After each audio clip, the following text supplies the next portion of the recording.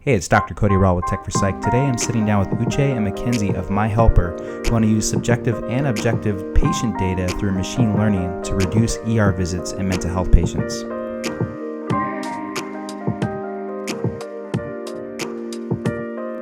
I'm Dr. Asuzu. I'm a third-year psychiatry resident at Duke, and I'm excited to be at DC talking about our new idea using an app to track distress among patients who have chronic mental illness. This idea was brought about thinking about how we can improve access to care among our patients with severe mental illness, especially the ones who utilize the ER over and over again and have no better way to care for themselves or monitor their mental illness. So My Helper, which is our app, is an app that will track our patients with mental health problems to identify periods of distress so that we can optimally deliver real-time interventions. Imagine if you could tell with one symptom or with one marker that you're likely beginning to have a depressive episode or beginning to have a manic episode, and that it has such precision that it will get it 99% or 100% of the time. And with the world becoming more digitalized, we're going to get to that point where because we have data, because we're getting data every second, every millisecond, we're going to be better able using machine learning techniques to predict times when people are distressed. We have to seize the moment and deliver and design an app that can help improve the quality of care for our patients, improve access to care, and help mental health patients live better, productive lives, have jobs, be with their families, and live the kind of lives that we live. Hi, I'm Mackenzie Drazan. I'm from Northern California. I'm a current undergraduate at Duke University, and I'm really fortunate to be a member of My Helper team. At My Helper, we really believe that in order to solve the problems within the mental health field, we need to work across different disciplines, bringing together people from neuroscience, from psychiatry, from psychology, machine learning, from business. We think we need to work together in order to combat the access to care in mental health and to decrease cost. Uche and Mackenzie, thank you so much for being here in Washington, D.C. today. We've got the Psychiatry Innovation Lab tomorrow. You guys are just coming up from Duke. We were talking right before we started filming about that amazing culture that you guys have at Duke. It sounds like you've got undergrads working there, psychiatry residents, mentors. Can you tell me a little bit about how you guys met and how you came together to form this team that you've got? All right. I happened to be at a talk where Mackenzie was giving a talk, and Kaf was also there on one of the panels as a speaker. And after the conference, I just liked the idea of Duke's culture of trying to bring people across different levels of training and in different departments to solve real world problems. And so I reached out to Kaf, who's one of the mentors at Duke, that I wanted to work on a project like this. And he also knew that Mackenzie was also willing to team with a psychiatry resident, also in training, who was interested in making a project their own. And so he connected both of us together. And since then, we've basically been working together to try and figure out how we can solve the problem of increasing access to care for patients who otherwise would not have access. And so in doing that work, we've realized that we have to, we both are experts in different things, and to solve problems, especially real world problems, we also have to team up with people who have expertise in different areas. So we started looking for people who did machine learning, because that was one of the big areas. You guys got someone on board that knows that type of thing. Right. Mackenzie, you wanted to say something? Yeah, also I think that is one of the amazing things about Duke, is that they really stress participation across different disciplines to come together, because, in order to really solve real world problems, which is what we're all interested in, is you have to bring different minds together. And that is one of the incredible things about Duke, is that they really foster this. And I think that's also reflected in the APA's Innovation Lab, is that, we need to approach these problems within mental health in a different way. And that's something that requires having different minds, people from different fields coming together. And how did you get interested in working with mental health problems? Because you're still an undergrad, right?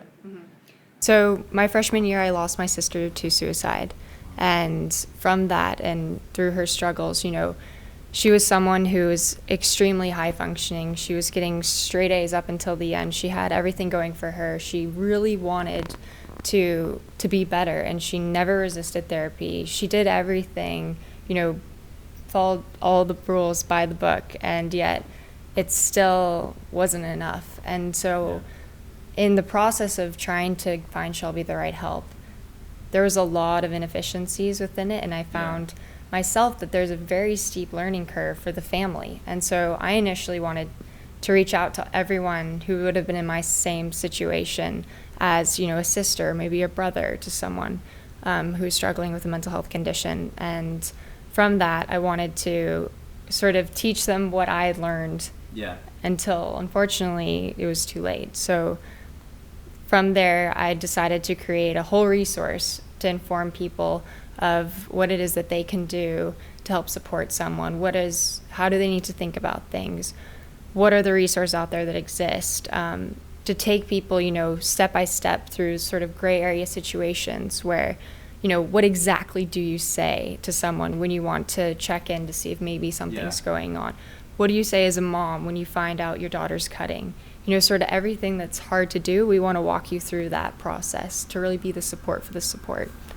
And from resource, was it online or was it okay. Yeah, so that's website? myteam.org. Oh, cool. And you guys have teamed up now to potentially bring an app to us. Uche, do you want to tell us about that? Right. So we basically think that with the world becoming more digitalized, we're going to have a lot of data in real time that we can use to analyze when patients are in distress. So our basic premise is that if we can tell exactly when a patient is in distress, then we can have optimal times to deliver interventions in real time. So and the way we know how to do that right now is through machine learning. Machine learning has revolutionized the way we can predict with precision when certain things are happening. So we're already designing an app that can pull in data, both subjective and objective data from sensors, and based on what patients enter in this app, that can help us predict based on outcomes. For example, our first outcome is relapse.